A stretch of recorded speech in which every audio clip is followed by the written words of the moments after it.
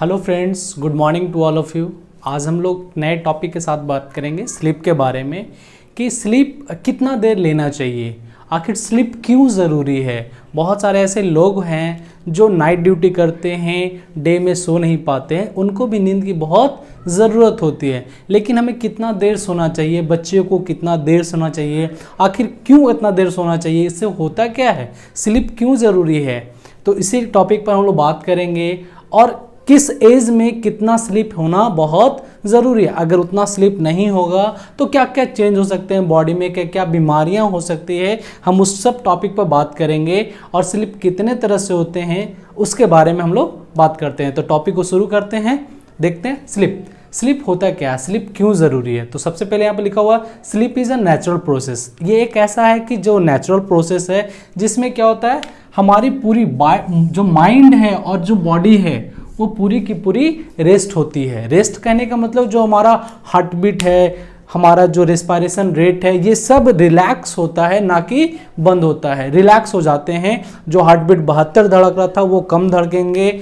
उसी प्रकार से अब जब माइंड रिलैक्स होगा तो हमारी बॉडी रिलैक्स होगी, क्योंकि दिन भर का जो एक्टिविटी होता है, जो फिजिकल एक्टिविटी होता है, जो मेंटल एक्टिविटी होता है, उसमें क्या होता है, हमारे मसल्स क्रैम्प करते हैं, एग्जॉस्ट हो जाते हैं, जिसके वजह से हमारी पूरी बॉडी थक जाती है। लेकिन जब हम स्लीप लेते हैं तब जो क्या होता है, या तो पार्शियल या तो कंप्लीटली, वो क्या होता है, जो हमारा ब्रेन है वो जो कॉन्शियसनेस में रहता है, जब हम जागृत अवस्था में या फिर डे में रहते हैं तो उस टाइम हमारा जो ब्रेन होता है एक्टिविटी कर रहा होता है, जिसके वजह से एग्जॉस्टेड होते रहते हैं। लेकिन जब हम स्लीप में जाते हैं तो हमारा पूरा बॉडी रिलैक्स हो जाता है और जो कॉन्शियसनेस है, जो सोचने की क्षमता है, जो बात करने की क्षमता, वो धीरे धीरे क्या होती है, रिलैक्स होते चली जाती है। अब यहाँ पर हम लोग देखते हैं स्लीप के लिए कि स्लीप की कितना देर सोना चाहिए, आखिर रिक्वायरमेंट क्या है स्लीप का। तो सबसे पहले यहाँ पर है, देखते हैं new born infant. New born infant that means जो बच्चा जन्म लिया है, जिसको न्यूनेट्स बोलते हैं, उनको मिनिमम कम से कम 18 घंटा सोना चाहिए एक दिन के अंदर में, और मैक्सिमम 20। लेकिन क्या होता है, हमारी गलती से या हमारी फैमिली मेंबर की गलती से वो बच्चा पूरी तरह से 18 से 20 घंटा नहीं सो पाता। क्यों?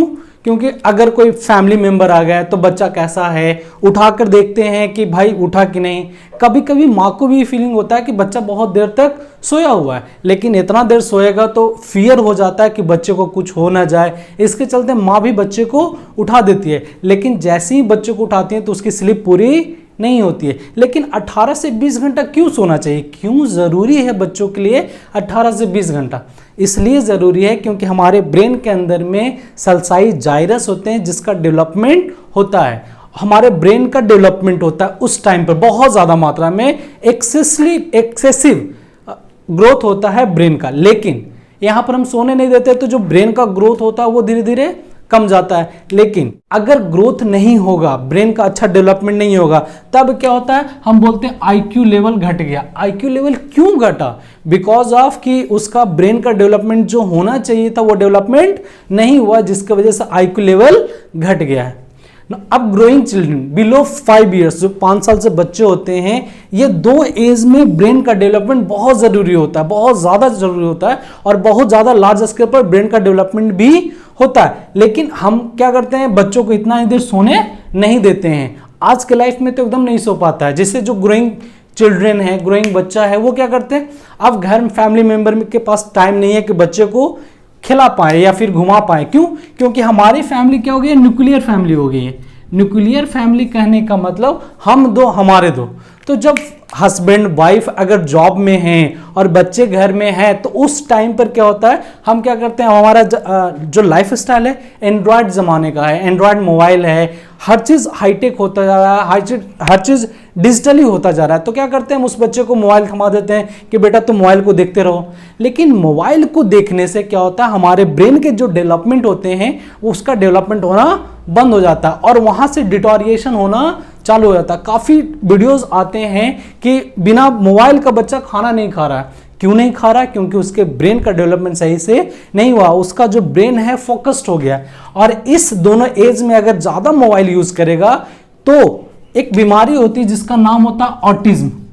ये बीमारी ब्रेन डिसऑर्डर है जो बच्चों में होती है। इसमें होता क्या, हाइपर एक्टिविटी हो जाती है हर चीज। अगर बच्चा चलेगा भी तो पंजे पर चलेगा, पूरे पैर पर नहीं चलेगा। क्यों? क्योंकि इसमें जो ब्रेन का डेवलपमेंट होता है, नॉर्मली हम लोग बोलते हैं जो विजन एरिया होता है ब्रेन के अंदर में, जो विजन एरिया होता है वो होता है 17, 18 और 19 नंबर। एक साइंटिस्ट हुए जिनका नाम है नाम था के ब्रॉडमैन, जिन्होंने न्यूरॉन्स के आधार पर बताया कि कौन सा न्यूरॉन क्या फंक्शन करेगा। और इसमें 17, 18, 19 का जो न्यूरॉन है ये ऑसिपिटल रीजन में होता है।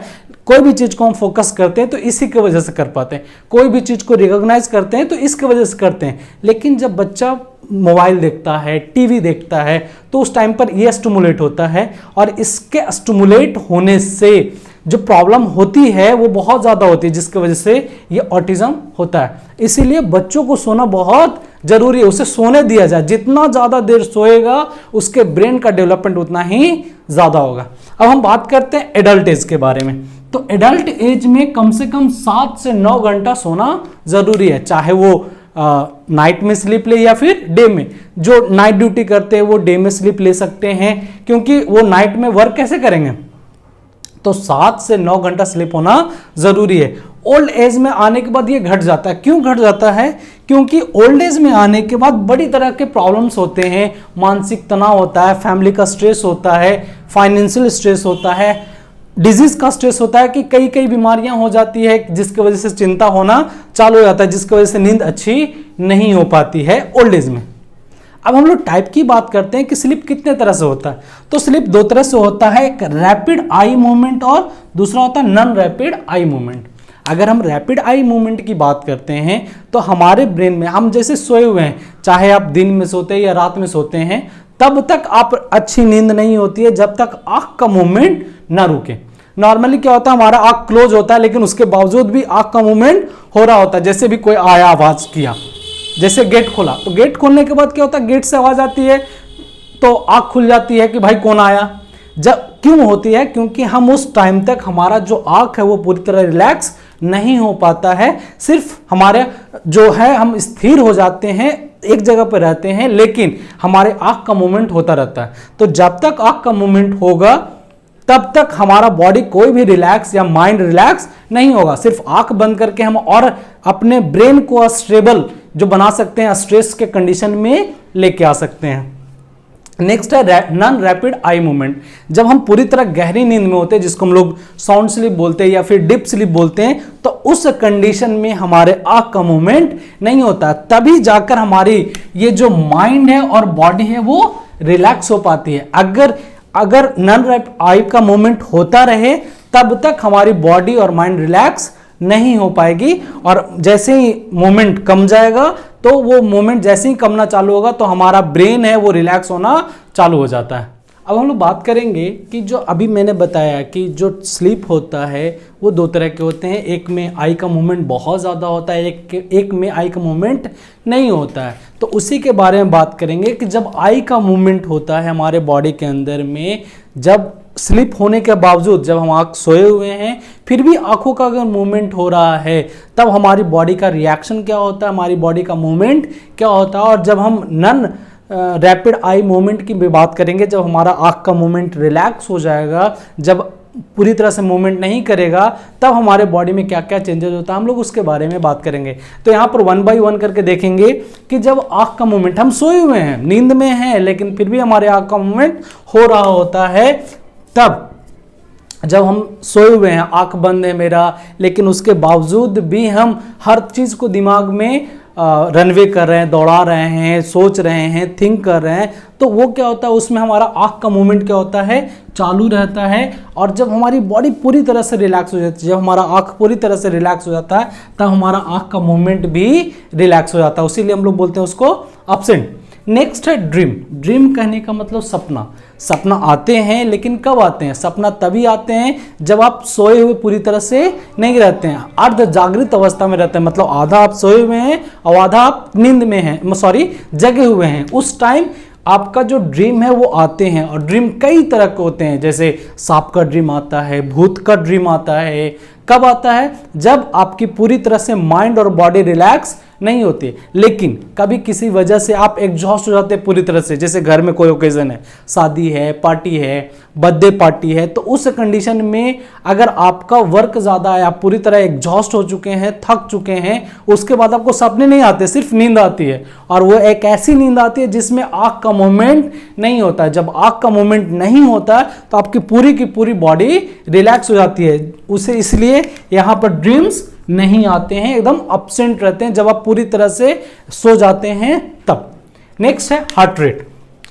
नॉर्मली हम लोग हार्ट रेट की बात करते हैं तो 1 मिनट में 72 बार धड़कता है, 1 मिनट में 72 टाइम हार्ट बीट करता है। इसका मेजरमेंट हम पल्स के थ्रू कर सकते हैं, क्योंकि pulse is the reflection of heart beat. Heart beat का रिफ्लेक्शन है पल्स, जिससे आपको पता चलता है कि इतना धड़क रहा है। लेकिन जब आप कॉन्शियस अवस्था में रहते हैं, जब आप जागृत अवस्था में रहते हैं या फिर हाफ स्लीप में रहते हैं, तब ये फ्लैक्चुएट होते रहता है। फ्लैक्चुएट कितना से 60 से लेकर 100 पर मिनट तक, यानी 1 मिनट के अंदर में वो 60 से लेकर 100 बीट तक धड़क सकता है। ये नॉर्मली है, लेकिन अगर 100 से ज़्यादा हो जाता है तब उसको हम लोग बोलते हैं टैकीकार्डिया।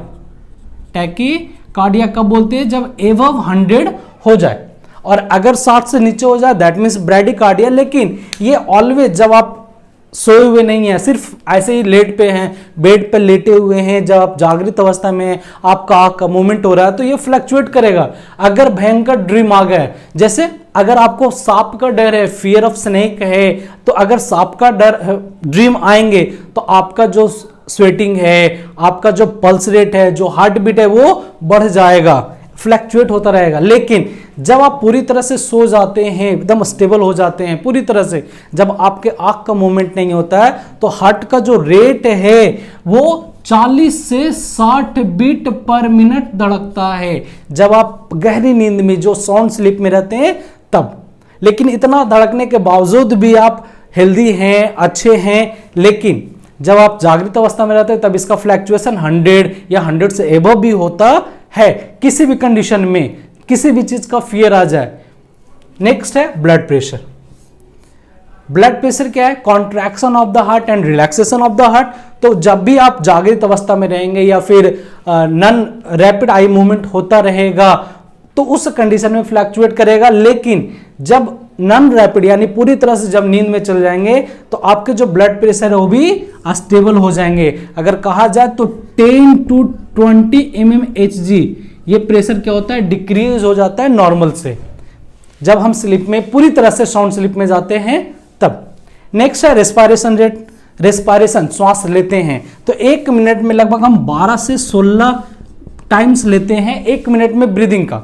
लेकिन जब हम सोते हैं, नींद में आते हैं, तो वो घटकर 8 से 12 हो जाता है, यानी 1 मिनट में 8 से 12 बार ही हम रेस्पिरेशन करते हैं। उसके बावजूद भी हमारे बॉडी के अंदर में ऑक्सीजन लेवल घटता नहीं है। क्यों? क्योंकि वहां पर किसी तरह का कोई वर्क नहीं है, कोई एग्जॉशन नहीं है, कोई मेंटल स्ट्रेस नहीं है, जिसके वजह से हमको कोई प्रॉब्लम नहीं होती है और हमें बहुत अच्छा सैचुरेशन मिलता है। लेकिन दिन में या फिर हम जागृत अवस्था में रहते हैं, हमारे ब्रेन के अंदर में इतना स्ट्रेस चलता है, काम का स्ट्रेस, बॉस का स्ट्रेस, सीनियर का स्ट्रेस, किसी पेशेंट का स्ट्रेस या किसी भी चीज का स्ट्रेस आ सकता है, जिसके वजह से रेस्पिरेशन बढ़ भी जाता है और घट भी जाता है।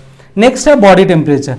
अब यहाँ पर जब मेटाबॉलिज्म ही कम हो रहा है, मेटाबॉलिज्म का प्रोसेस ही कम हो रहा है नन रैपिड आई मूवमेंट में, तो वहाँ पर ये भी क्या होता है? स्टेबल हो जाता है और ये फ्लैक्चुएट करता रहता है। जैसे अभी आपको दौड़ा दिया जाए कि भाई जाओ, एक बच्चा है उसको दे दिया जाए कि गेस्ट आए हुए हैं, बेटा दूध ले आओ, दूध लाने गया, दौड़ते दौड़ते गया दूध लाने, तो उसका body temperature, heart rate, blood pressure सब बढ़ गया। क्यों?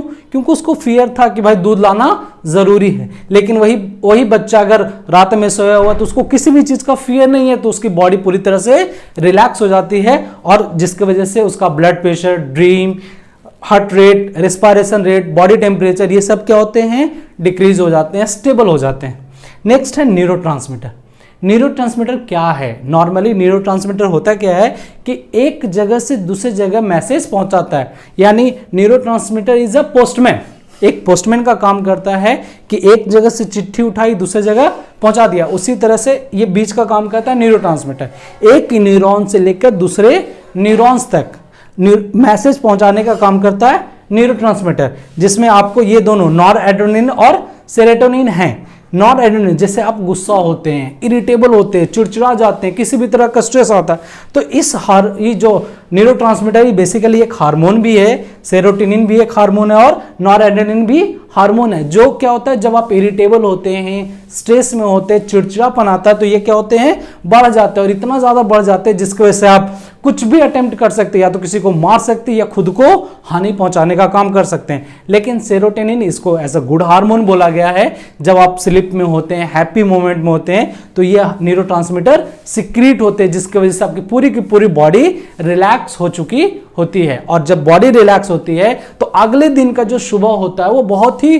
फ्रेश फील करते हैं। लेकिन जब हमारी रात में नींद अच्छी नहीं होती, जैसे हम सो गए, फिर अगले दिन सुबह उठ रहे हैं तो घड़ी देख रहे हैं, ओ अभी जरा 5 मिनट और टाइम है, जरा हम थोड़ा सो लेते हैं, कोई काम नहीं है, तो उस कंडीशन में दैट मीन्स कि आपकी जो बॉडी है, आपका जो ब्रेन है, आपकी जो माइंड है, वो पूरी तरह से रिलैक्स नहीं हुई है। तो ब्रेन को रिलैक्स करना बहुत जरूरी है। अगर एक बार ब्रेन को आप रिलैक्स करेंगे तो बॉडी के जितने भी मसल्स हैं वो सब के सब रिलैक्स हो जाएंगे। क्यों? क्योंकि उसका जो न्यूरोलॉजिकल असेसमेंट होता है, क्योंकि हमारी पूरी बॉडी का सप्लाई नर्वस सिस्टम्स कंट्रोल करती है, रेगुलेट करती है, तो इस वजह से ब्रेन रिलैक्स होगा तो फिजिकल बॉडी जो है वो ऑटोमेटिकली रिलैक्स हो जाएगी। लेकिन हम क्या करते हैं, हमारी सबसे बड़ी गलती क्या होती है कि जैसे हम रात में सोए हुए हैं तो उस टाइम क्या होता है, तरह तरह के स्ट्रेस आने चालू होते हैं कि फलना को ये करना है, फलना को पैसा देना है, फलना से लेना है, अभी ये काम नहीं हुआ, वो काम नहीं हुआ, तो तरह तरह के इमेजिनेशन या फिर तरह तरह के स्ट्रेस आने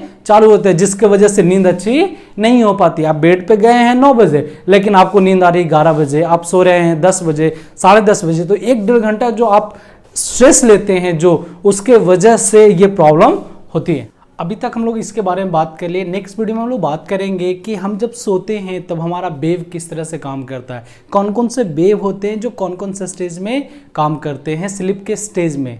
इसके लेकर हम नेक्स्ट वीडियो में आएंगे। तब तक के लिए thank you, stay safe, stay healthy. Thank you for the watching.